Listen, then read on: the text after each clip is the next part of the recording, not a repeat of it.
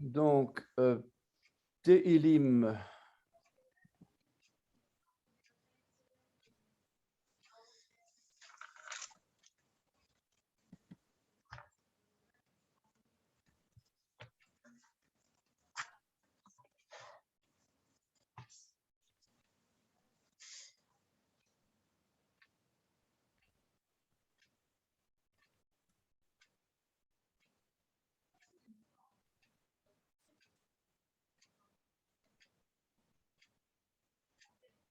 Donc, le psaume 1, je pense qu'on l'avait fini. Oui, on avait fini, oui. Le verset 1.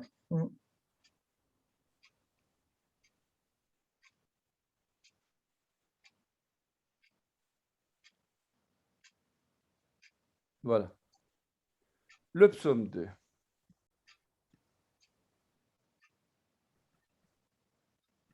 Voilà. Donc, heureux l'homme qui ne marche pas selon le conseil des méchants, qui ne s'assied pas en compagnie des moqueurs, mais qui trouve son plaisir dans la loi de l'Éternel et médite cette loi jour et nuit.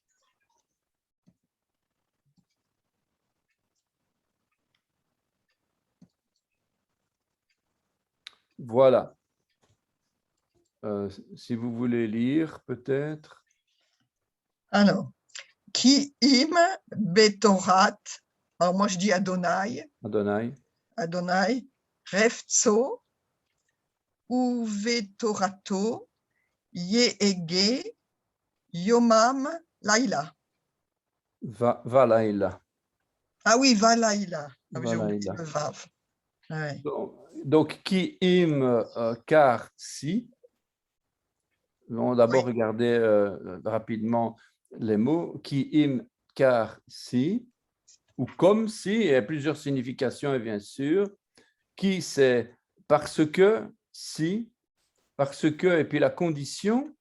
Donc, on a voici aussi, quand, ou bien néanmoins, si, ou sûrement, si.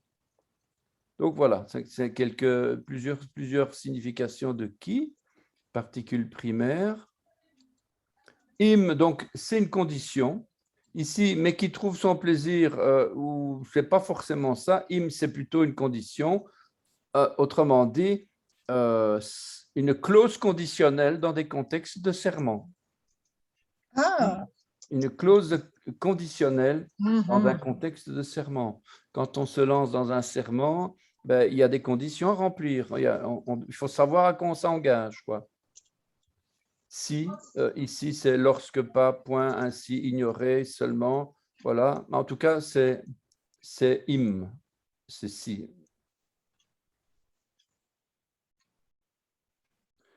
Betorat Adonai, dans la Torah de l'Éternel, bien, moi je dis dans la Torah, mais oui, c'est dans la Torah de l'Éternel. Betorat Adonai, avec le tav dans la Torah, le tav à la fin de Torah. Mhm. On va revenir après. Hein. Cheftzo fait son délice. Souffé, ouais. Cheftzo fait son délice. Uvtorato yehege. Uvtorato yehege. Ou on peut dire Uvtorato, mais ici, comme on n'a pas de lettres, on n'a pas de voyelles serrées ou ségol sur le tav, ben alors le sheva, il est quiescent. Donc, on va dire Uvtorato yehege. Yehege. Ah, on ne le dit pas. Ici aussi, Yerge, puisqu'on on a justement, normalement, il est quiescent. Donc là j'aurais dû mettre Yerge ou éventuellement un petit tréma, là, un petit mât pour faire arrêter le Yer et puis Ge. Malheureusement, j'ai pris le caractère simplifié. Je suis en train de tout changer dans les psaumes que j'avais pour mettre les accents toniques aussi, quoi. Parce que ici, les caractères que j'ai mis sont, on ne voit pas les coupures dans les lettres, dans les mots. Et c'est quand même important. Par exemple, dans le tétragramme, on a le Yod He Vav He. On ne voit pas souvent, mais devant le Yod, en dessous, Oui, on a une courbure, un petit accent courbe. Et il y a une signification d'interruption, pas d'interruption, de séparation. Donc, autrement dit, là, on aurait, je sais pas, ouais, voilà ici, Yod He Vav He, parce que ouais, il y a une espèce de triangle au-dessus du Vav. oui, non, mais c'est en dessous du Yod ou en dessous du He, on a je vais aller le voir. Psaume 1, verset 2. On va aller le voir. Oui, parce que là, j'ai On va aller le voir. un psautier que j'avais acheté chez les Juifs et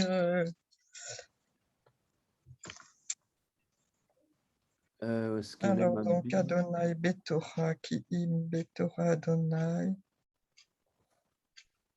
Reftso.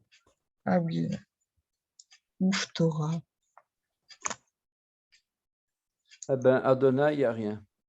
Il y a effectivement au-dessus du Vav le petit, comment est-ce qu'on appelle ça? Je sais pas comment ça s'appelle. Un petit losange. Oui, c'est ça, un losange, pas un Petit triangle, un losange. losange qui est en fait un. Il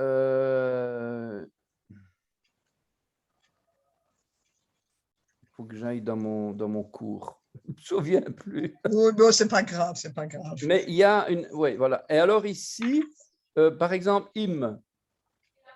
Je ne sais pas si vous voyez ici. Donc, Oui, oui, oui, oui, oui, im. oui. Eh bien, im, on a. Oups, pardon. Donc, dans im ici, on a le hirik en dessous du aleph. Et juste après le hirik, on a l'accent. On a l'accent qui fait en sorte que le aleph se sépare d'une manière musicale, en fait, hein, parce que c'est quand même un accent musical. Il est séparé du reste. Ah Donc, oui, le aleph est séparé du. Donc, je ne sais pas comment ils font, mais c'est I, M, une histoire dans le genre, quoi. d'accord. On a encore ici, pareil, Betorat. Ah oui, on a aussi un, mais il est dans l'autre Betorat. On en sens. a un sur le Resh. Oui, ah, oui. Si je prends plutôt la Bible elle-même, ça va être plus simple, parce que là, c'est beaucoup trop petit.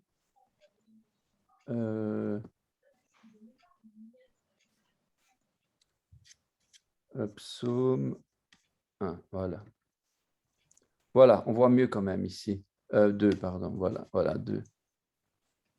Donc ici, voilà, on voit bien ici l'accent tonique et Oui, l'accent sous le Aleph, sous le Resh, le losange c'est ça. au-dessus du Vav. Tout à fait. Et j'avais une autre, dans un autre texte, Yerva ou Yehova, puisqu'il y avait un cholam sur le He, Mhm. et il y avait cette espèce d'accent arrondi sous le Yod cette fois-ci. Donc, on n'a pas la même écriture du tétragramme partout, hein. Il y a plusieurs différences, quoi. Il y en Et a même alors, que c'est écrit Yehova, il y en a d'autres que c'est écrit Yerva. Voilà, donc c'est juste des prononciations différentes ou ça non, donne ça n'a rien à voir en fait. C'est les voyelles, c'est en tout cas Michael Langlois qui dit ça dans son cours à Strasbourg. Il dit que les voyelles viennent du nom qui remplace le tétragramme. Si par exemple ici il est A, Oui, je ne sais pas, c'est peut-être Jeva ou j'invente un nom. Parce que si par exemple Adonai, si on met Adonai, on aurait alors AOI, ah oui, d'accord. que les gens du monde vont transformer en AOI, LOI, Par exemple, Elohai, qui est une forme poétique de Elohim, qui est du singulier, mais c'est plutôt un pluriel. Elohai, c'est plutôt un pluriel construit, je pense. Je croyais que ça voulait dire mon Dieu, Elohai. Mon Dieu, c'est possible. Mais en tout cas, c'est une forme poétique. Et ça, la vocalisation de Elohai est repartie sur le tétragramme. Et quand on voit cette vocalisation, on croit devoir dire Jéhovah, alors que c'est Elohai. Ah, d'accord. Si on avait, par exemple, si à l'époque on disait Adonai, eh ben, on va mettre Aoai. La vocalisation de Aoai sous le tétragramme. Et Betora, là. Alors, Betora, sous le bet, il y a 2 triangles. Est-ce que c'est pareil que si c'était les 2 petits points? Sous le bet. Oui, de Betora, juste avant Adonai. Au début, oui, là. Ça, c'est un Sheva. Ah, alors moi, dans leur livre à eux, j'ai 2 triangles. Comment ça? Pas 2 triangles, 2 losanges. Je me trompe. En dessous de Betorat? Oui, en dessous du bet. Ça dépend quelle... parce que moi, j'ai ici la Lexham Hebrew Bible et elle provient de la Bible... je l'avais notée en détail. Je vais vous la donner, laquelle version j'utilise. Oui, parce que là, moi, c'est Refa Nafshi. Rav Eliaou Guess. Ah oui, on a plusieurs. Il y en a plusieurs, bon, c'est pas plusieurs grave. types de rouleaux, effectivement, oui. En plus que les accents en fonction de la musique, du chant. Mais on a quand même le Sheva sous le bet. Alors, moi, j'ai deux losanges sous le bet. Mais vous savez que vous pouvez me partager l'écran aussi, si vous voulez. Hein. Mais je ne sais pas comment. Ah ben, attendez, regardez. Je ne sais pas si vous voyez. Attendez. Voilà. Vous voyez là? Je n'arrive pas à voir si je vous le montre. Oui, oui, je vois. Mais c'est un Sheva. C'est un Sheva. Bah, vous voyez, c'est gros, c'est 2 losanges. Ah, oui. Ah, oui. Bon, de toute façon, je ne lis pas comme ça, donc pour le moment, j'en suis pas là. En effet.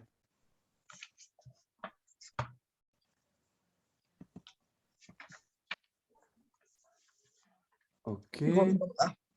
On revient à nos moutons. Mais c'est vrai qu'on a différentes versions, même de la Torah, et en tout cas du point de vue de... mais c'est étonnant que les deux Sheva, ce sont deux losanges.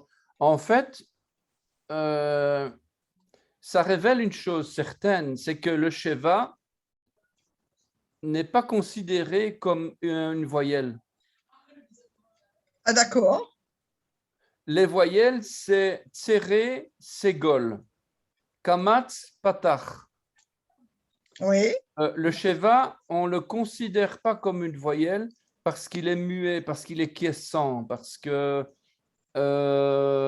c'est un silence en fait. Ah oui. Le Sheva est considéré comme un silence. C'est peut-être pour ça hein, ce sont des losanges, afin qu'on le distingue d'une vocalisation massorétique. C'est possible, je suis en train de réfléchir à haute voix là. Hein. Oui. Je suis en train de regarder sur la Sépharim, mais non, la Sépharim, il n'y a pas tous ces signes. Ben non, parce que justement, Sépharim ou Mamré, c'est informatique. Ah, d'accord. Et là, je ne vous dis pas la difficulté que j'ai pour trouver les polices de caractère si je veux écrire ou refaire du copier-coller dans un document. Ah oui, ça, je veux bien croire. Parce que moi, dans mes études, j'utilise Adobe InDesign. Et Adobe InDesign, pendant tout un temps, j'utilisais une certaine police de caractère où j'étais obligé de supprimer tous les petits carrés, parce qu'en fait, les accents toniques se remplaçaient par des carrés. Donc, ça n'avait pas de sens, donc il fallait que je les supprime. Donc, je supprimais en même temps tous ces accents. Mais maintenant, j'ai changé. Par exemple, hein, je ne sais pas si je peux vous le faire ici, en ligne.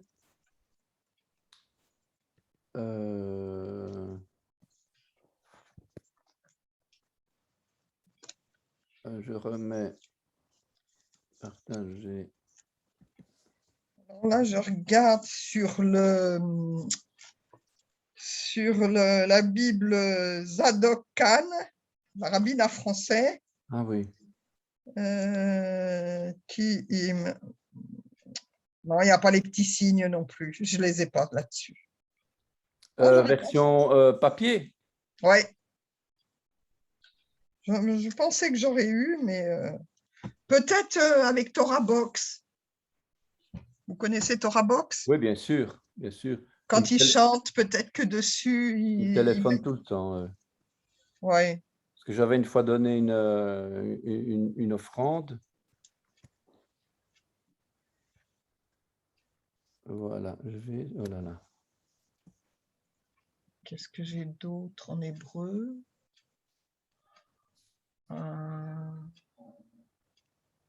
Ouais, j'ai tout. Regardez l'hébreu. Celle-là non plus, j'ai pas. Toc. Non, il n'y a pas. Voilà, ici j'ai remis. Ah, voilà. J'ai remis les D'accord. deux. Ah oui, ok. Voilà, comme ça. On voit bien, oui. Mhm. Voilà, donc maintenant, là, oups, pardon. Donc ici, on voit même qu'en dessous du Ah CAF, oui, il y a. Ouais. on a c'est pas un hirik, mais oui, c'est un hirik décalé à cause du petit triangle. Il y a pas mal de symboles hein, d'accents, donc c'est quand même pas évident de. En plus, tu as des accents séfarades, tu en as des ashkénazes qui ne sont Ah pas les bah oui. mêmes. Pouh, c'est compliqué. Hmm. Mais en tout cas, on a ici, c'est Hirik, la nouveau Hirik, mais il est décalé à cause de l'accent, évidemment. Oui. Beto. Ouais, mais Torah, alors là, le trait qui souligne. Et le trait qui souligne, là, ben, on a un problème, évidemment, parce que la courbe, l'accent curviligne, je pense qu'ils appellent ça comme ça, il pousse le patach vers la droite.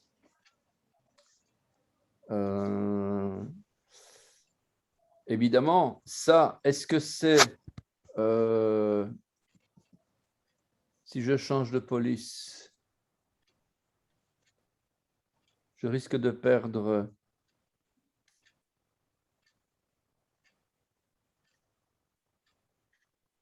Ouais, mais avec PowerPoint, c'est encore un autre problème, ça. Oui, non, mais bon, c'est pas grave. Non, c'est pas grave. Mais enfin, c'est quand même intéressant de. Tout à fait, de voir. Oui, oui. Voilà, là, on a vraiment le triangle au-dessus du guimel, en dessous, Ouais. ou en dessous de Yod He Vav, le triangle. J'avais le nom, je l'avais mis une fois, ce triangle, dans une paracha, parce que ça venait vraiment bien à propos. Je n'emploie pas tout le temps les accents pour en faire, pour en dire quelque chose, mais en tout cas. Donc, Bon. qui im Betorat Adonai, Chefzo, Uftorato, ou Vetorato, Yehge, médite cette Torah, et médite cette Torah, Yomam, le jour, en ce jour, où va la Ela et la nuit. Va laïla. Voilà, la nuit. Alors, est-ce possible de trouver plaisir dans une loi? Donc, c'est une question que je pose, puisqu'on parle bien de trouver son plaisir dans la loi, donc Eh dans la oui, Torah. Donc, je lance déjà la pierre, le pavé dans la mare, on va dire, pour qu'on en discute un peu. Comment satisfaire notre âme par des règles de conduite ou encore le code civil destiné aux hommes à bien vivre ensemble, puisque la Torah ici, si on la considère comme ça, c'est que ce sont comme des règles pour qu'on puisse vivre ensemble. On veut bien obéir à des lois, mais d'aller en faire ses délices, c'est quand même une question que je pose. Ou encore des codes juridiques destinés à juger les coupables des méfaits occasionnés à autrui. Donc, voilà. On dit que la loi, c'est la Torah, enseignement, instruction. Soyons honnêtes. En quoi cela va-t-il nous donner plaisir? On dit que la Torah, c'est la clé du bonheur. Pourquoi? Où se trouve donc le plaisir? Voilà, donc je lance déjà une question. Mais qui trouve son plaisir dans la Torah de Adonai et médite cette Torah jour et nuit. Donc, Chefetzo, Chefetz, Chafi, donc Chefetz, le délice, plaisir, désirer, etc. Et qu'est-ce qu'on retrouve là-dedans par rapport à la racine de Chefetz, on a Chafetz, qui est un verbe, évidemment toujours dans le sens de plaisir, aimer, plaire. Et on a aussi courber, plier, bouger. Donc, ça nous fait penser que cette Torah, le fait de trouver son plaisir dans j'ai mis deux fois trop, dans la Torah d'Éternel, nous fait courber, nous fait bouger, nous fait plier le genou.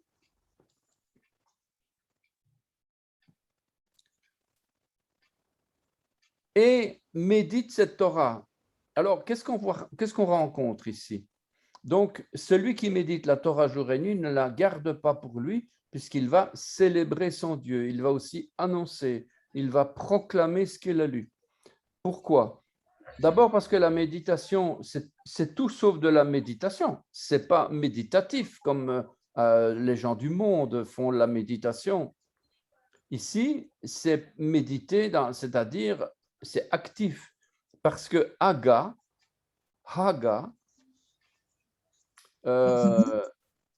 en fait, la racine primaire, Haga, c'est méditer, bien sûr, dire, mais c'est aussi célébrer, annoncer, publier, proclamer.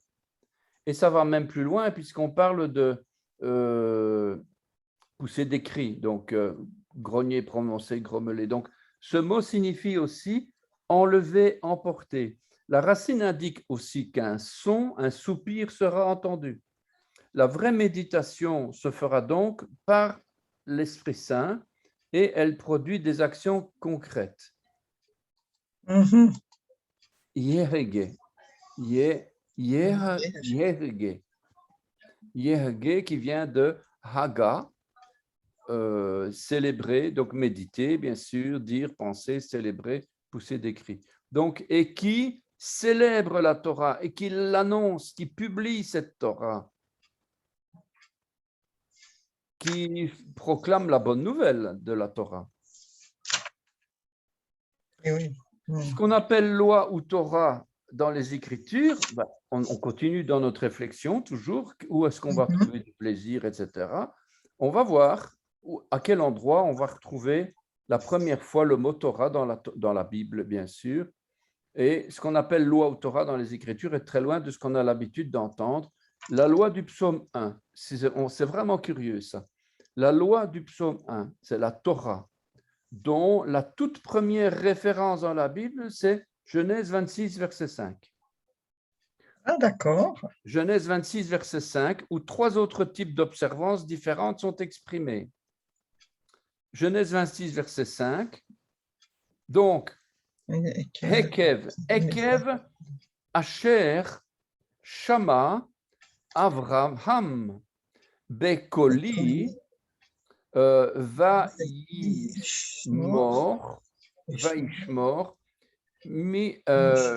Mishmarti, Mishmarti, Mitzotai, Chukotai, Vetorotai.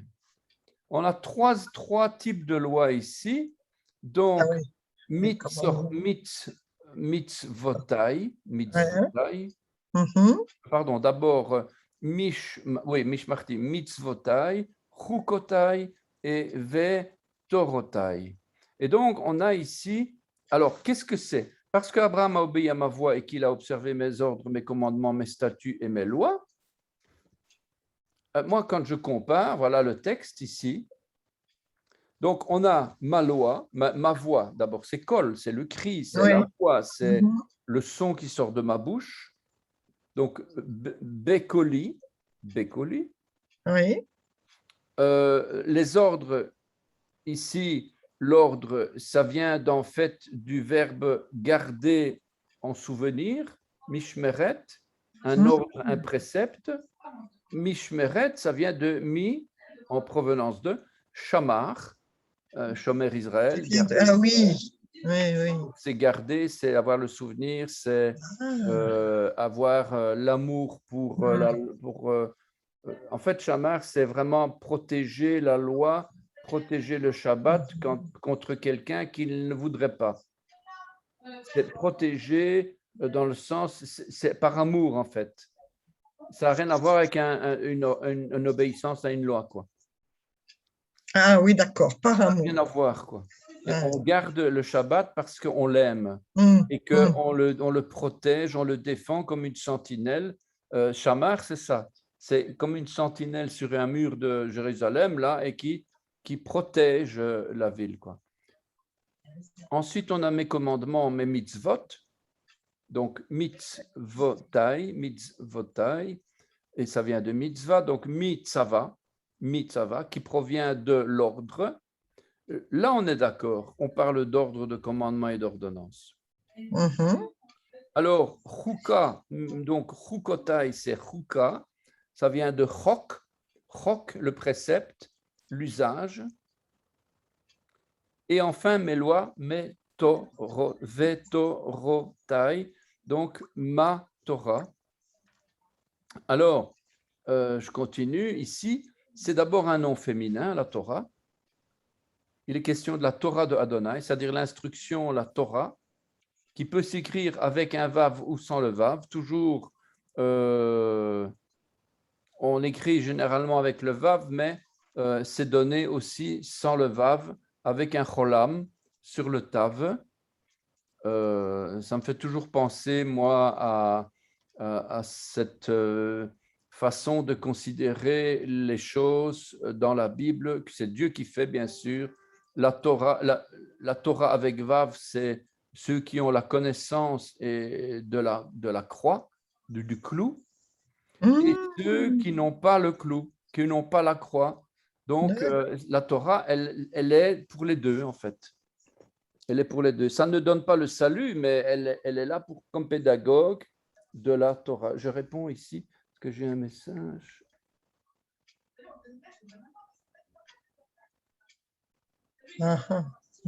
Petite seconde, hein, je suis. Oui, oui, oui. 1451. Et après,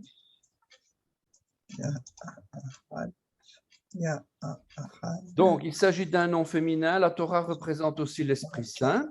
Le genre féminin est généralement attribué à deux catégories dans la Bible. Soit il s'agit, quand on a du féminin dans la Bible, hein, c'est soit oui, une femme, soit oui. un peuple, soit l'Esprit Saint. Soit Israël comme femme, comme réceptacle pour donner la vie et d'où sortira le Messie. Une femme, un peuple, quoi. Hein? Ou alors, c'est l'Esprit Saint, la Ruach HaKodesh. Et le mot, ce qui nous fait dire que la Torah a été inspirée par la Ruach HaKodesh. On dit souvent la Torah, c'est Yeshua. Ah bon? Souvent, moi j'ai entendu ça. C'est la Torah, c'est le fils de, c'est la Torah devenue incarnée en chair. Ah oui. Je dis oui et non, parce que Torah au féminin c'est pas Yeshua. Yeshua, il est masculin. Enfin bon, soit, on ne va pas ouvrir un débat, mais le mot Torah, en tout cas, vient du verbe yara, donc d'élever, informer, enseigner, élever dans le sens de... D'ailleurs, c'est pour ça qu'on dit... je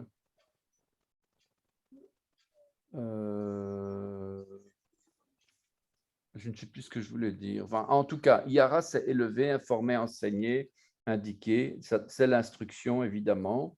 Instruire, arroser, c'est beaucoup de choses en tout cas. Et c'est même aussi lancer des flèches.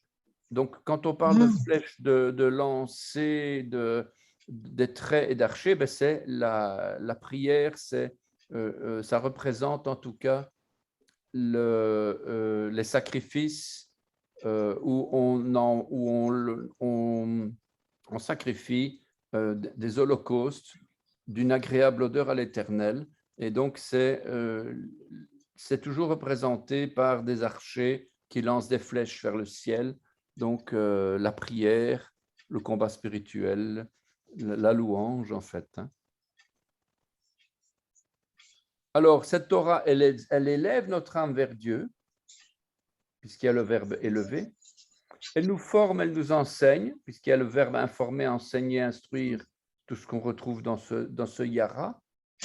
Elle nous indique une direction, elle nous montre la direction, donc elle est pédagogique. Elle se montre elle-même, elle se signale elle-même. Elle arrose les cœurs de la pluie du ciel, puisqu'on retrouve le verbe arroser, répandre la pluie. C'est l'eau de la vie, puisqu'on parle de couler, de verser, de jeter, de tirer. On parle de maître aussi, elle est notre maître. Elle est aussi une arme offensive redoutable comme des archers qui tirent des flèches. On parle ici de lancer, de tirer des flèches, des traits d'archer. Alors, on parle aussi de percer. Elle parle de percer, c'est-à-dire que ça nous fait penser au Rédempteur qui a été percé, quoi. Mais ça perce aussi les cœurs les plus endurcis. Donc, voilà un petit peu ce qu'on peut retrouver. Ça, c'est de l'interprétation, bien sûr, hein, mais c'est ce à quoi nous fait penser cette Torah. Alors, la racine, parce que Torah, il y a une racine. Il y a une racine, il y a une autre racine. C'est Tour. Tav, Vav, Resh. Et Tav, Vav, Resh, rien n'est jamais acquis. Nous sommes et nous serons toujours en recherche. Nous devons sonder les Écritures, nous devons chercher la bonne voie, nous devons trouver et prendre des résolutions. Nous devons espionner le camp adverse et nous devons apprendre à négocier. D'où est-ce que ça vient tout ça? Eh bien, donc, de la racine primaire Tour. Il y a un lien entre Torah avec Yara, mais il y a aussi un lien avec Tour. C'est pour ça que on compare. Les Strong nous renvoient vers ce mot Tour, dans le sens de chercher, d'explorer, de suivre, négociant, je ne vois pas pourquoi ils mettent ça. Montrer la bonne voie. C'est Strong, c'est toujours... faut rentrer dans chaque mot, dans les 23 occurrences qui sont données. Il faut aller voir occurrence après occurrence pour voir lequel des mots correspond le mieux. Parce que Strong n'est pas toujours fiable si on se base ainsi. Donc, il faut toujours reprendre le premier mot le plus important, quoi. Celui qui est prioritaire dans la traduction de la racine tour. Parce que si je dis espionner, bon, ok, quoi. Alors, le sens est de rechercher, de choisir, de chercher comment faire quelque chose, d'espionner, d'explorer comme des explorateurs. Donc, voilà, c'est quelque chose qui pourrait nous rappeler aussi ce à quoi sert la Torah. Voilà.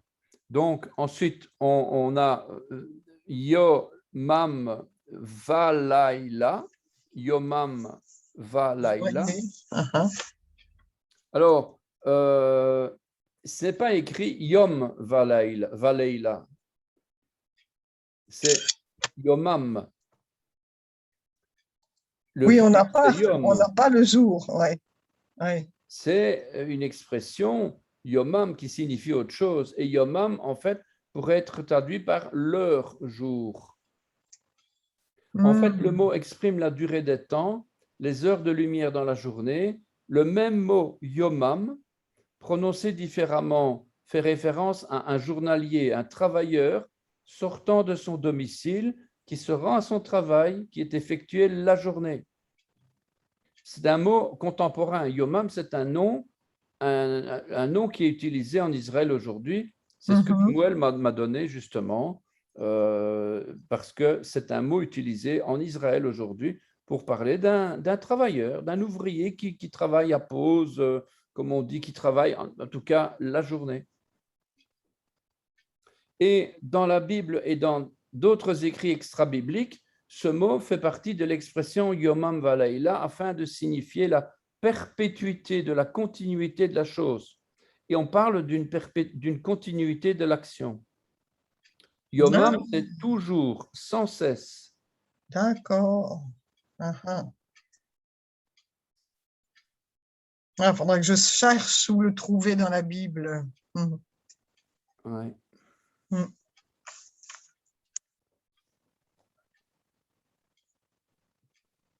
Yomam.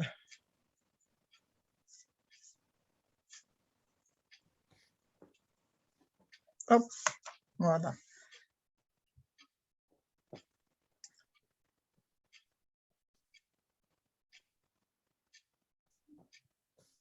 Voilà, donc il faut faire une recherche, effectivement. Il y a énormément de travail à faire hein, dans un psaume. Ici, c'est simplement un survol.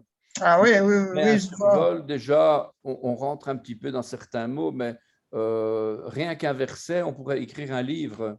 C'est ça, ouais. Donc, à chaque fois, on peut ajouter, compléter.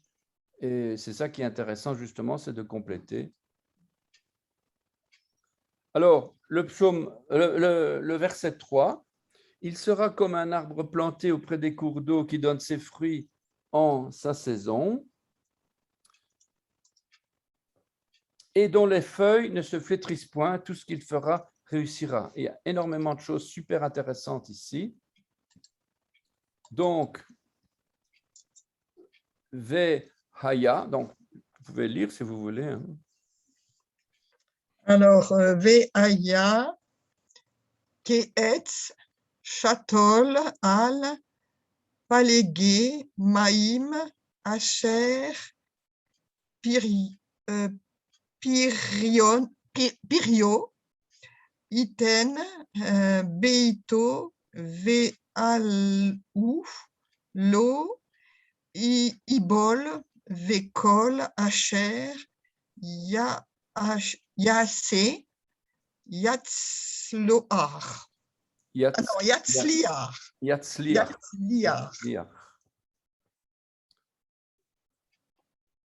Trois caractères, trois postures. Donc ici, avant d'en rentrer dans l'hébreu, donc on y découvre un arbre planté près des cours des ruisseaux qui donne son fruit en sa saison et son feuillage ne se flétrit point.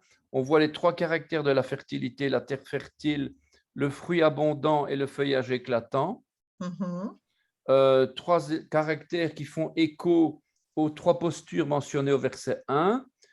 Trois caractéristiques, donc heureux l'homme qui ne suit point les conseils des méchants, heureux qui ne se tient pas dans la voie des pécheurs et ne prend point place dans la société des railleurs.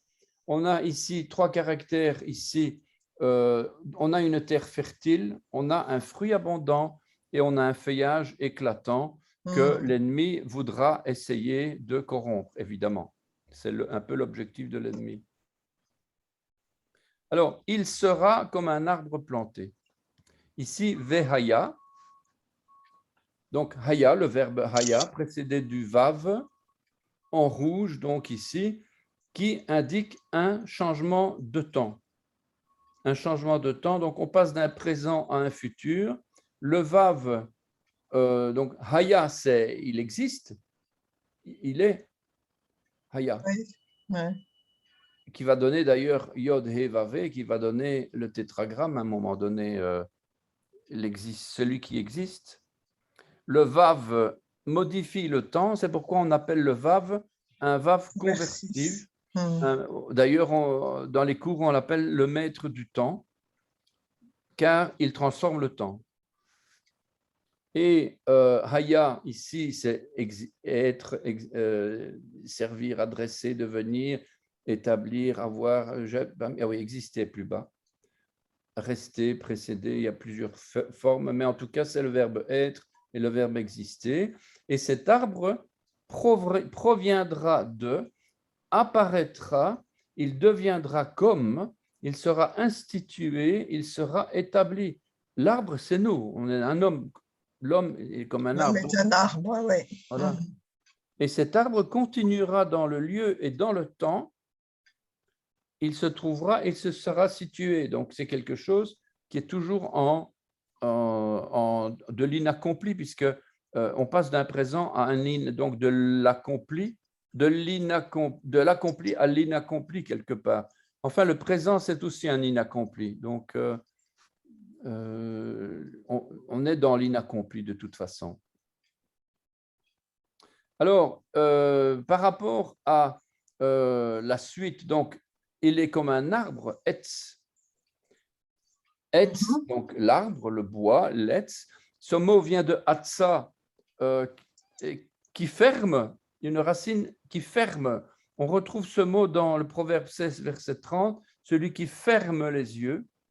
Or, c'est quand même curieux que, à partir je lis, il est curieux de constater qu'à partir d'une toute autre racine, ya'at, on arrive au même mot etza. Évidemment, deux mots différents qui n'ont rien à voir l'un avec l'autre, mais qui s'écrivent exactement pas de la même façon, puisqu'il y a un kamat, c'est là un patar, mais on a le même mot. C'est la même racine trilitaire qui a donné, comme on l'a vu plus haut, etza, conseiller, consulter, but, dessein, annoncer, être d'avis. Donc, soit on est de bons conseils car on est relié à la source d'un courant d'eau, soit on consomme le mal en se fermant à la source d'eau. Deux racines qui donnent dans ce cas la même apparence physique, même si le résultat est opposé. Et la vraie racine ya'at, le conseil, et non pas atsa, ferme. Donc, etz commence par la lettre aïn, le regard, et se termine par la lettre tzadé, le juste, que, entre parenthèses, la lettre tzadé, qui est un tzadé sophite, un tzadé final, donc il est comme un clou planté, en fait. Ce n'est pas une lettre qui est déposée à plat, comme les autres lettres. Il y a quelques lettres qui sont instables. C'est le Vav, le Nun sophite, le même. Le Fé sophite. Pardon? Le même. Le même, il est carré, donc il est à plat. Ah, d'accord. Il est stable. Tandis que ces lettres-ci, elles sont instables. Pour pouvoir la faire tenir, il faut les planter dans le sol. C'est un petit peu comme la semence. Elle doit être plantée dans le sol. Ici, le tzadé sophite, il est pointu comme ça. Et voilà. En tout cas, c'est ce que j'ai déjà entendu comme commentaire rabbinique. C'est à propos justement de devoir les planter. En tout cas, ici, l'arbre pointe nos regards vers le juste, Yeshua, puisque Aïn le regard, et là, on a le juste. Donc, nos yeux sont tournés vers le juste. Alors, dans nos pays tempérés, les arbres n'ont pas besoin de lutter pour se fortifier. Ils ont tout à leur portée. Ils ne luttent donc pas autant pour leur survie et pour la survie de leur environnement. C'est intéressant de voir comment sont les arbres en Israël. Ben, ce n'est pas du tout ça.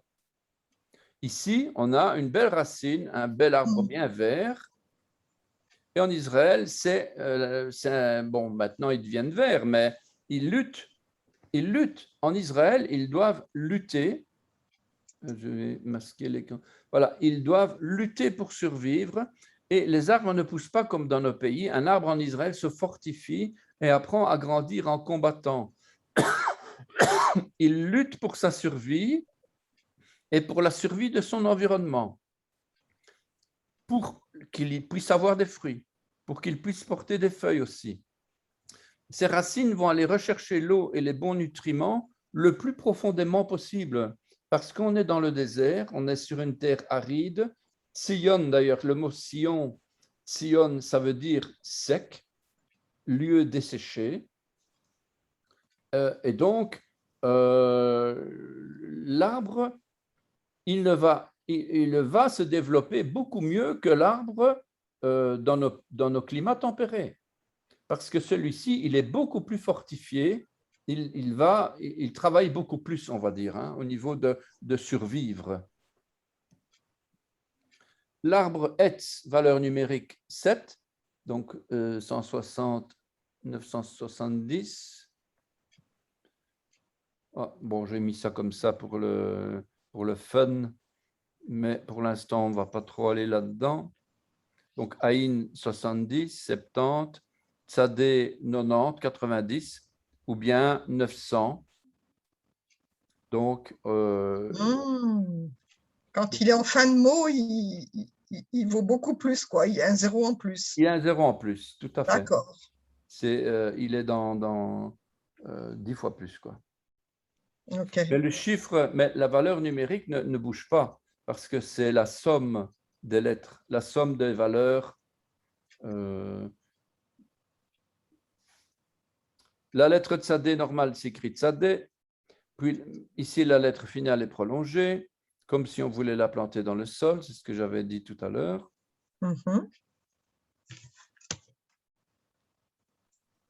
70 plus 900, 970, 9 plus 7, 16, 1 plus 6, 7. Donc, on revient, c'est comme ça qu'ils font pour trouver la valeur comparative. Je n'ai pas... 7, 16. Ah oui, d'accord, je connais ouais, cette forme.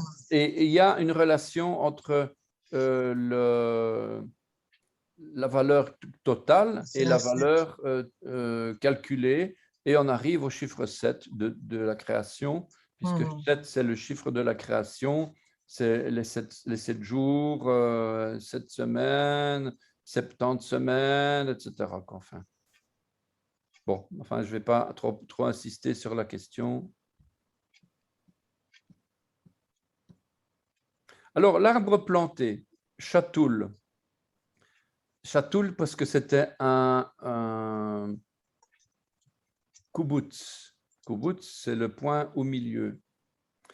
L'arbre planté, ça vient de la racine chatal, planté, transplanté, planté près des ruisseaux, près du courant d'eau. Et al-palgé maïm. Al-palgé maïm. Palgé, c'est le pluriel de peleg. Peleg, les ruisseaux, les courants, les torrents. Il y a un chant dans notre assemblée, Peleg Elohim Malemaim, donc les fleuves de Dieu débordent d'eau vive, donc Peleg, donc ruisseau. On retrouve 10 occurrences de ce mot qui vient du nom de Peleg, donc un des fils de Héber, divisé, partagé. Donc, ça vient de Palag, du temps où la terre fut partagée, et c'est la période de la dérive des continents, une racine primaire que l'on retrouve en Genèse 10, 25. Il naquit à Héber 2 fils, le nom de l'un était Péleg, parce que de son temps la terre fut partagée, et le nom de son frère était Yortan. Alors, ici, on parle du partage de cours d'eau, un peu comme un ruisseau se partage en plusieurs bras. C'est dans ce sens-là qu'on retrouve le Alpalgemaim. Et ici, c'est aussi pour nous rappeler que avant la terre, c'était une pangée, c'est-à-dire une seule terre. Une seule terre.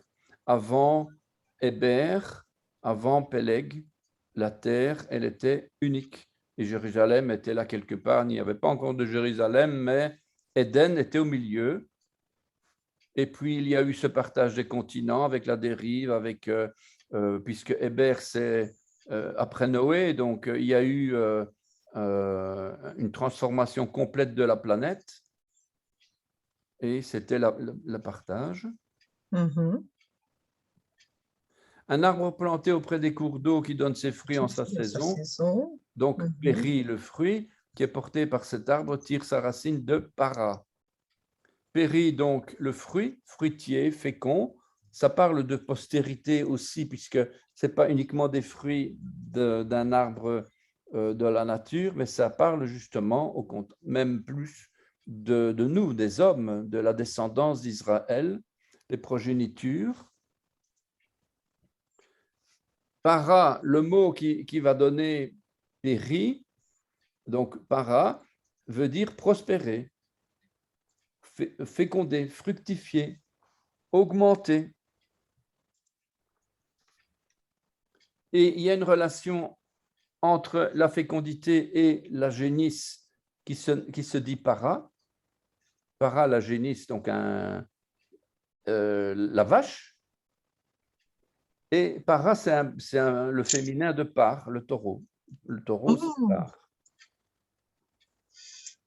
Qui va donner, je pense, Paro, le pharaon, mais je ne sais pas si j'ai mis quelque chose. Voilà, donc ici, petite illustration pour avoir un peu de la génisse. Mhm. Le lien entre l'arbre et l'éternité. Alors déjà, l'arbre nous montre les anneaux, les cercles annuels. Oui. Donc déjà, on a dans l'arbre le sens du temps. Mhm. Le sens de l'éternité. Les Le temps fait saisons, partie le de temps, l'éternité. l'éternité.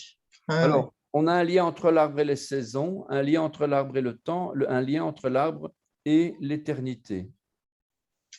C'est un petit rappel quand même. Alors, le fruit en sa saison, c'est et. Et Ah, d'accord. avec un aïn. Hein. C'est pas D'accord. aleph tav, hein, attention. On met toujours, enfin, moi, je mets TH, mais il n'y a pas de H, hein, mais c'est parce que le TAV, il est un peu, comment on dit, c'est plutôt un SAV, un SAV, un T anglais, quoi. Ah, ah oui, d'accord. Mhm. TAV, on dit, c'est peut-être ça la différence entre le tête et le TAV, c'est que le TAV, il est plus le T anglais, quoi. Ça, ça. Que même parfois certains disent Shabbos, Ah Shabbos, oui. Shabbos, parce que c'est un tav, mais eux ne prononcent pas le tav, ils prononcent le S. Mhm. Alors, donc, le fruit en sa saison, être signifie de donner son fruit dans son temps, son époque. Cette saison, c'est aussi le soir, ce temps-là, le moment, l'heure, la saison. Mhm. Saison est aussi un adverbe alors, quand, vers, maintenant, l'heure, la destinée, les fortunes, occurrence. Ce moment, cette saison a pour origine le mot ad. Alors, c'est curieux que ad va donner et. Ah oui. Ad avec dalet donnerait, en tout cas d'après Strong et selon Shmuel, effectivement, ad donnerait et. Donc, il y a un changement de consonne.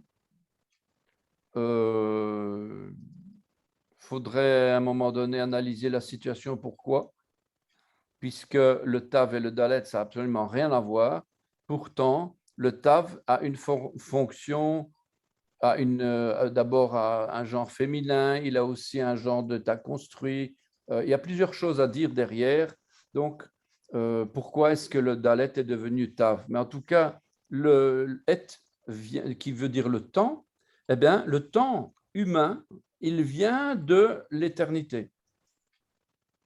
Ad, qui va donner le temps, et, ad, c'est perpétuité, éternité. Et ça va très loin parce que donc on peut déclarer ici que celui qui a créé le temps fini, la saison, la période de temps connue est limitée. Notre temps à nous, il est limité. Il y a un début, il y a une fin.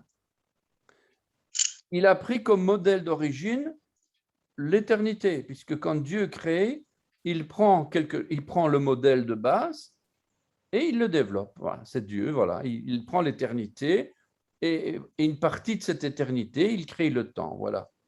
Et la racine hébraïque du temps physique que nous connaissons a pour racine primaire l'éternité.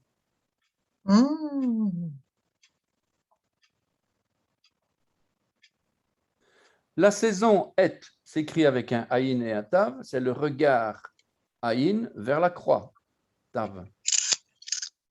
La saison, c'est le temps fini, donc il y a un début, qui a une fin, quoi. Hein. Oui. Il a sa racine, il tire sa racine de l'éternité al aïn dalet, ad, c'est-à-dire le regard vers la porte. La porte.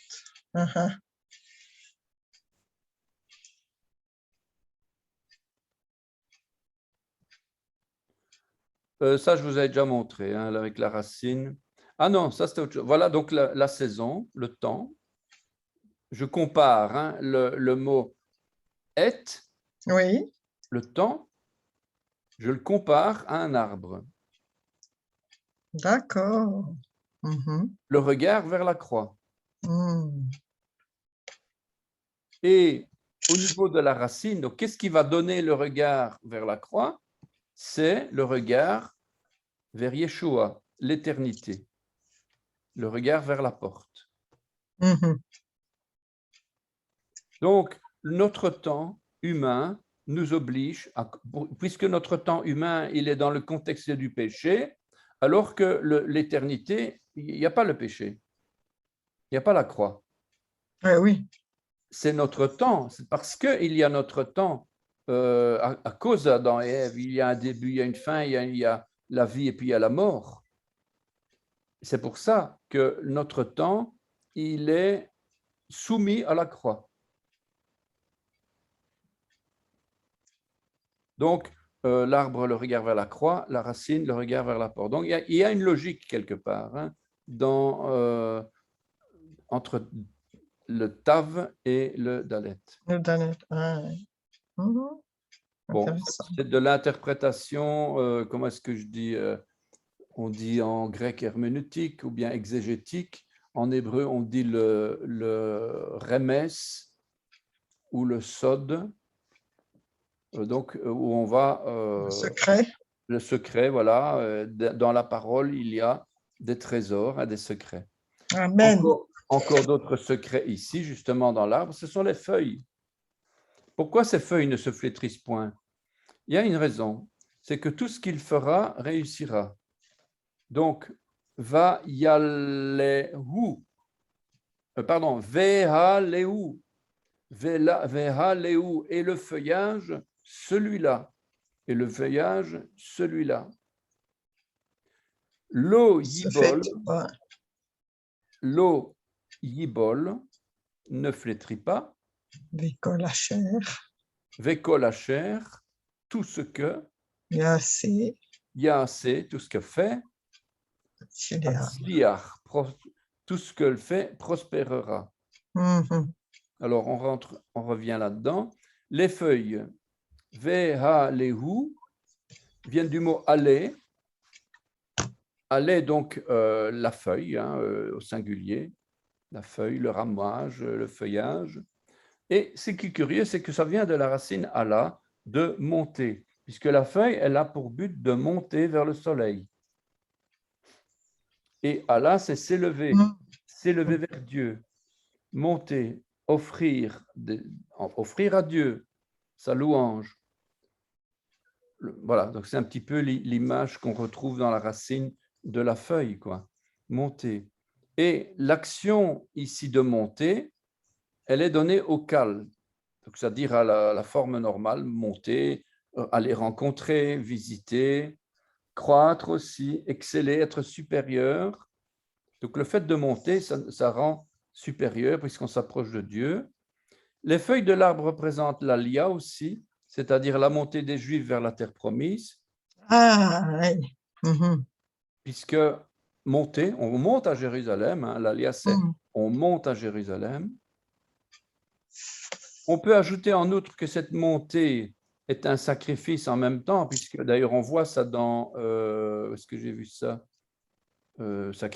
Offrir, voilà, offrir. Ola, donc un sacrifice, une holocauste, une offrande entièrement consumée. On pourrait dire que ça n'a rien à voir, monter et offrir. Et pourtant, on le voit quand même, puisque Ola, c'est un sacrifice d'élévation pour monter. Donc, on élève, on offre un sacrifice en élévation. Et c'est Ola. Comme les feuilles, cette offrande de nos vies ne se flétrit jamais, puisque c'est vers Dieu, vers le soleil, que l'on monte. Alors, les feuilles ne se flétrissent pas, elles montent vers le soleil, elles s'élèvent, elles offrent, elles couvrent, elles s'élèvent vers l'aurore, elles s'élancent, elles grimpent, elles vont à la rencontre du soleil, elles poussent, elles croissent, elles excellent, elles sont supérieures. C'est joli. Hein, avec une petite illustration comme ça. Elles ne se flétrissent point. Lo yibol, ça vient de Navel, qui va donner d'ailleurs Nabal, l'espèce de fou, là, le mari d'Abigal. Ah oui. Il s'appelait Nabal et son nom voulait dire insensé. Mais parce que son nom vient du verbe Navel, qui veut dire justement épuiser, mépriser, être en défaillance, périr, se flétrir, faner, languissant, tomber, déshonoré, outragé, avilir, orgueil. Donc, cet homme-là, il s'est déshonoré. Il s'est, son amour s'est épuisé, sa vie s'est épuisée. Il a été méprisé. Il a défailli dans sa vie. Il a péri. Il s'est flétri. À cause de l'orgueil. Voilà. C'est le mot est donné. L'orgueil. Donc, ici, on parle de flétrir, mais en fait, c'est d'être insensible. Autrement dit, les feuilles ne sont pas insensibles. Elles ne sont pas insensées, elles ne sont pas imbéciles, elles n'agissent pas sottement, de manière vile. Puisque le verbe dit enfoncer, chuter, languir, flétrir, tomber, se faner, tomber en défaillance. Donc, en fait, tout ce qu'il fait lui réussit, il ne sera jamais un Nabal, il ne sera jamais un insensé, un fou. Donc, le juste est comme un arbre planté qui porte des fruits et dans les feuilles, donc tout ce qu'il fait lui réussit. Donc, dont les feuilles ne se flétrissent pas. Donc, toute son action de monter vers Dieu ne se flétrit pas, quoi.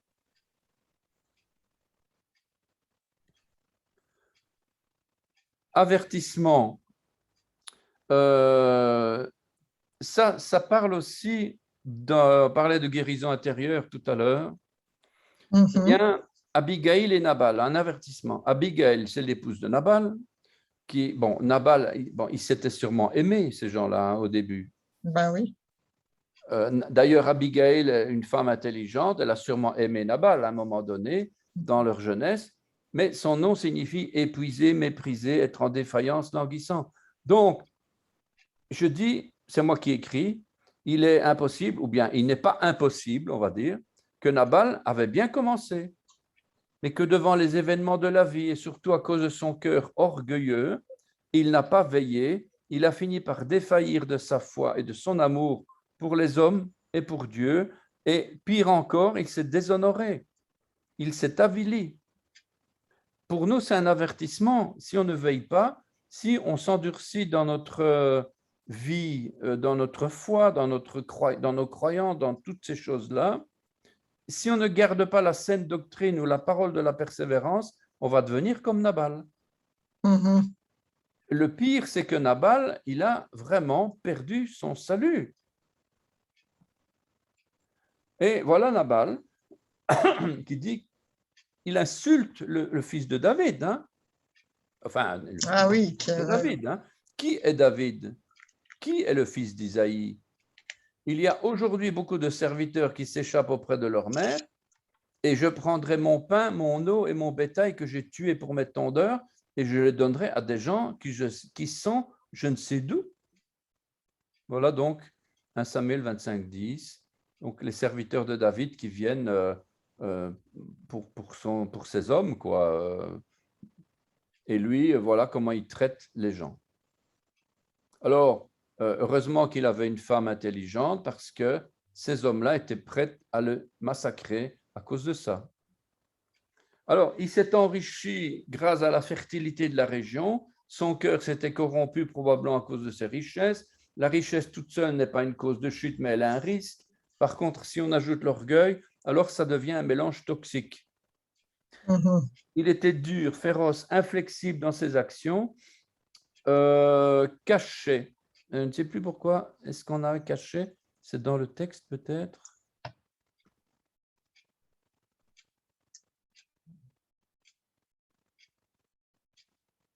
C'est pas dans ce texte-ci en tout cas. Je ne sais plus pourquoi j'avais mis caché. c'est pour décrire peut-être la méchanceté de Nabal. Ouais, sûrement. En tout cas, caché, ces actions étaient des pratiques mauvaises, des pratiques ma'alal. Ouais, c'est dans le texte. Ici, ma'al, donc les actions, les pratiques, les habitudes, ça vient du verbe de grappiller, abuser. Donc vraiment, il était parti vraiment de l'autre côté, quoi. Il avait des actions coupables envers Dieu. Il prenait les gens pour des bouffons, prendre quelqu'un pour un bouffon, traiter avec sévérité, etc. Alors, la pire des choses qui puisse arriver à un tel homme, c'est que se passe-t-il si on ajoute Dieu à un fou non sanctifié? Donc, vous prenez quelqu'un qui n'est pas sanctifié, un païen, voilà, et vous ajoutez Dieu dans sa vie. Voilà. Ah, il n'est pas sanctifié. Eh bien, c'est la mort éternelle assurée. Si on ajoute la lettre He au nom de Nabal, que va-t-il se passer? Nabal veut dire donc épuisé, méprisé, on a vu ça. Hein? Nabal, c'est ça. Oui. Nun, Bet, Lamed. Si j'ajoute maintenant la lettre He, je vais avoir un mot qui va nous préciser, qui va être commenté dans 2 Corinthiens 2,15. Nous sommes en effet pour Dieu la bonne odeur de Christ parmi ceux qui sont sauvés et parmi ceux qui périssent. Aux uns une odeur de mort, donnant la mort, aux autres une odeur de vie, donnant la vie. Et voilà justement que je vais ajouter la lettre He et je vais obtenir un mot, Nebela, un cadavre, une bête morte, un corps mort, une carcasse, ou encore Nebala, une infamie, un être insensé, une folie, une sottise, une immoralité. Voilà donc Nabal, le fou. On va ajouter la lettre He de Dieu, puisque la lettre He symbolise la présence divine dans la personne, comme Abraham devenu Abraham. Eh bien, ici, cette personne n'était pas sanctifiée et donc elle est devenue un cadavre, tout simplement. Quoi. En effet. Bon, c'est aussi une chose quand même révélatrice, quoi. Alors, je ne sais pas quelle heure il est 12h15. On n'aura pas fini, je ne pense pas. Ah si, oui, on va avoir fini. Donc, Vehu Kalibi, c'était un Calébite. Donc, Nabal était un Calébite. Calébite, c'est de la tribu de Caleb. C'était un Calébite. Vehu Kalbi. Vehu Kalbi. D'une part, Caleb a joué aux côtés de Josué un rôle considérable dans l'époque mosaïque. Il prit part à l'exploration de Canaan comme représentant de Juda. Il partagea les mêmes idées que Josué. Il a failli payer de sa vie son opposition à la mentalité défaitiste de la masse du peuple lorsque les 10 explorateurs ont été explorer le pays. Les 12 explorateurs, les 10 étaient contre eux deux, mais par sa fidélité, il est considéré comme l'un des soutiens les plus forts de Josué. Alors, Kélev, c'est comme le cœur, selon le cœur, selon le cœur. Mais, ça peut aussi être comme un chien. Kélev, c'est un chien. Si ses actes vont à l'encontre de son cœur, alors son nom, au lieu d'être comme le cœur, il sera comme un chien. Il sera un chien qui peut cacher des actes sexuels hors mariage, fornication ou homosexuel. La racine du mot Kélev vient d'une racine de jappé, ou autrement attaquer, ou signifie chien, mépris, avilissement, sacrifice païen, sacrifice d'un culte de prostitution masculine, autrement dit de sodomie. C'est ce que représente le chien, bibliquement. Pourquoi Yeshua avait de du mépris pour les petits chiens? Parce que les gens du monde faisaient ça. La sodomie à Sodome et Gomorrhe, c'était des pratiques courantes. Et lorsqu'on parlait des païens, Yeshua, il disait des petits chiens pour décrire les gens du monde. Ça laisse donc présumer que Yeshua avait donc laisse présumer que pour Yeshua, les païens étaient par définition des gens impurs. Et comme l'impureté est un esprit, on peut supposer qu'à l'origine, Nabal ou ses parents, on ne sait pas, sacrifiaient aux idoles. Oui. On ne sait pas, mais en tout cas, ça a fait de Nabal quelqu'un qui a hérité soit de sa culture, soit de ses parents, on ne sait pas. Voilà. Autrement dit, que quand quelqu'un ne se flétrit pas, cela nous montre ce à quoi on échappe lorsqu'on est juste et pur. C'est tout le contraire de l'escalade qui amène vers la violence, puis amène tout droit à la perdition. Dieu garde une telle personne afin qu'elle ne tombe pas. Autrement dit, des gens qui tombent là-dedans, s'ils sont chrétiens, c'est qu'ils n'ont pas veillé, c'est qu'ils n'ont pas été fidèles à Dieu, qu'ils sont tombés. Quand on est fidèle, Dieu garde de telles personnes pour qu'elles ne tombent pas. Voilà donc quelques idées. Ce sont des idées. Soit on préfère, on veut être comme le cœur, et si on n'est pas comme le cœur, ben, y a des risques de devenir un chien. Spirituellement, bien sûr. Hein. On dit, tu es un chien, sale chien. Oh, les chiens, ils sont gentils, ils sont bien. C'est d'ailleurs les animaux les plus adorables. Ils aiment leur maître. Donc, c'est un symbole d'ailleurs de nous par rapport à Dieu. C'est comme ça qu'on devrait être, c'est-à-dire qu'on aime, on reçoit parfois des coups, des corrections, mais on aime notre maître, quoi qu'il arrive, quoi. C'est un petit peu les chiens. Mais en attendant, voilà donc le mauvais côté du chien, le côté que Nabal nous enseigne en tout cas. Ça, c'est donc, voilà. Bon, voilà. Eh bien, c'est super, merci beaucoup. Dans certains moments, c'est un peu chaud. Hein. J'avais une petite question qui n'a rien à voir, parce que c'est mes petites filles qui me posent la question. Alors, je sais qu'il y a un verset là-dessus qui dit, je crois que c'est dans le Lévitique, vous ne vous tatouerez pas. Vous ne ferez pas de tatouage. C'est exact. Voilà. Et elles me disent, mais si on fait un tatouage, qu'est-ce qui se passe? Et moi, je leur réponds, bah, Dieu n'a rien marqué de spécial à ce niveau-là.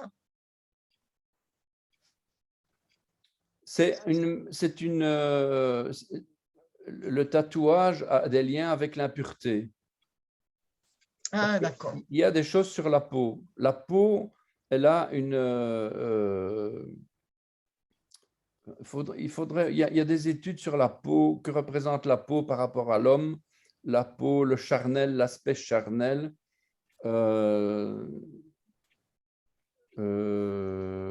Et bon, les tatouages, ça représente l'impureté.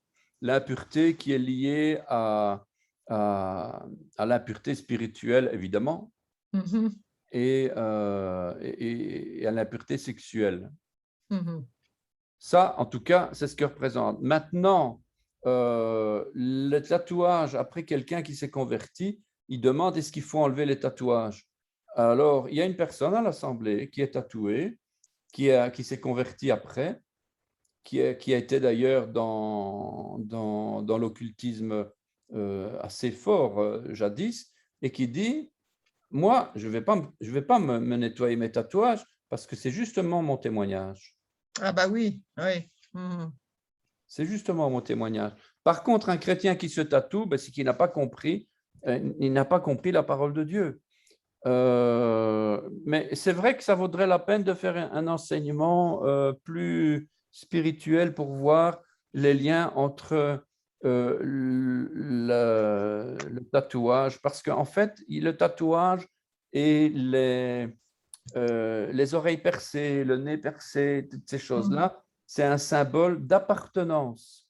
Quand on met un anneau dans le nez, dans la Bible ou dans l'oreille, on le fait sur une porte. Oui, c'était pour les esclaves. Oui, donc on appartient à quelqu'un. Donc à partir du moment où on fait un tatouage, parce que le tatouage, les piercings, toutes ces choses-là, c'est se donner à un maître.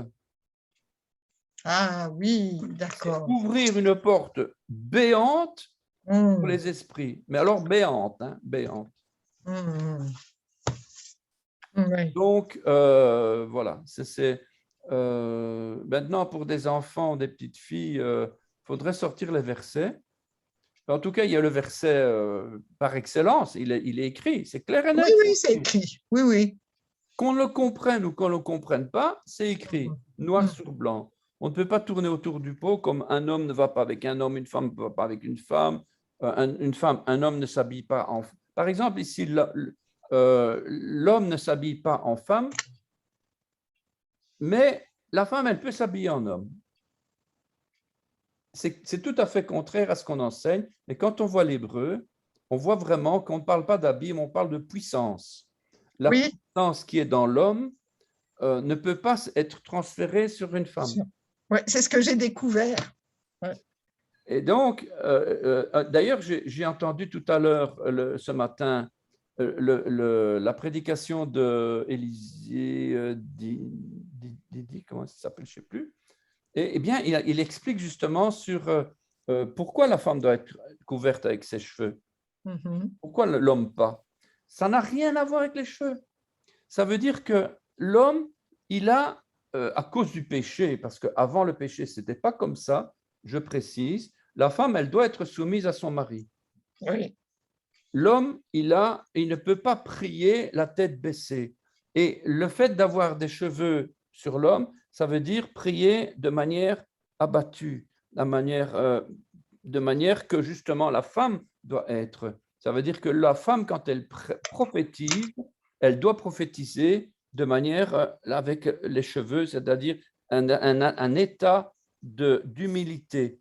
Mhm. L'homme, au contraire, quand il prophétise, c'est la tête levée, dans le nom de Jésus, machin, etc. Donc, c'est la tête levée. Ça veut dire une puissance. L'homme, il a une puissance que la femme a aussi, évidemment. Il n'y a pas de différence. D'ailleurs, Anna, la mère de Samuel, elle, elle, a, elle prophétisait. Elle a même Mhm. reçu, elle voulait déclarer son fils Nazir, donc avec les cheveux longs là, Samson, Ah Shimshon. oui. Mhm. Donc elle pleurait pour un enfant, voilà qu'elle reçoit Shimshon. Non, non, oui, c'est Anna, hein, c'est ça, Anna, oui, c'est ça. Et elle va, oui, c'est bien ça. C'est pas parce Non, c'est qu'Anna, pas c'est pas Anna, Samuel. comment elle s'appelle? Non, non, non, c'est pas elle, c'est euh, la femme de Elkanah. Ah ben Elkanah, c'est avec Jacob, non, Anne et Elkanah. Non, non. Euh, Elkanah, attendez. Je vais vous trouver ça. Elkana. C'est bien la mère de Samuel alors. Ben, Anne, c'est la mère de Samuel, oui, ça c'est sûr. Eh bien, je crois que c'est de la mère de Samuel qu'il s'agissait en fait, parce qu'elle pleurait qu'elle n'avait pas d'enfant. C'est ça, Et c'est à un Rana. moment donné, elle va offrir son fils Oui, comme nazir. c'est ça. Donc, son fils va devenir un nazir.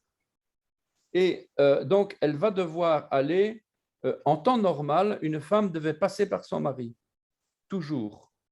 Mhm. Elle allait porter le sacrifice à l'offrande, etc. Mais là, c'est elle qui reçoit l'ordre d'aller présenter l'offrande. Et donc, ça révèle vraiment que la femme, elle a aussi reçu autant que l'homme. Mais à cause du péché, le fait de devoir... il y a cet aspect de la puissance de l'homme, spirituellement parlant, je veux dire, qui doit être marqué. Tandis que la femme, par soumission, à cause de Ève, du péché, etc., elle doit rester dans un état d'humilité. Mhm. Donc, c'est un petit peu dans cette idée-là, et ça n'a rien à voir avec les cheveux, en fait. Hein. Oui, oui, oui, oui. D'ailleurs, Ouais, on a des hommes qui ont... Et pour l'habit, c'est la même chose. Un homme ne peut pas prendre l'habit de femme. Pourquoi? Mais parce que c'est pas qu'il va se mettre en femme. Bien sûr que c'est abominable, mais c'est le fait qu'il va, devant les autorités, les dominations dans les lieux célestes, il va être soumis, il va perdre toute son autorité, quoi. Par ouais. contre, à l'envers, la femme, c'est pas du tout ça qui est écrit. Elle peut s'habiller en homme. Elle peut porter des habits. Parce que, d'ailleurs, naturellement, une femme avec un pantalon, ça ne choque pas. Non, pas du tout. Ah oui, ça c'est sûr. Ça ne choque pas. Elle s'habille comme elle a envie. Une femme, elle s'habille comme elle a envie. Elle se met du rimel comme elle a envie. Elle se met du maquillage comme elle a envie. Elle s'habille comme elle a envie. Des couleurs, elle fait. Une femme, c'est comme ça. Un homme, il ne met pas du maquillage. Il ne se Non. met pas des bijoux dans les cheveux. À la limite, un bracelet ou des choses. Mais ça ne vient pas naturellement. On le voit, ça. Ça ne vient pas naturellement, quoi, chez l'homme. Eh bien, c'est exactement ça. Mon fils qui téléphone.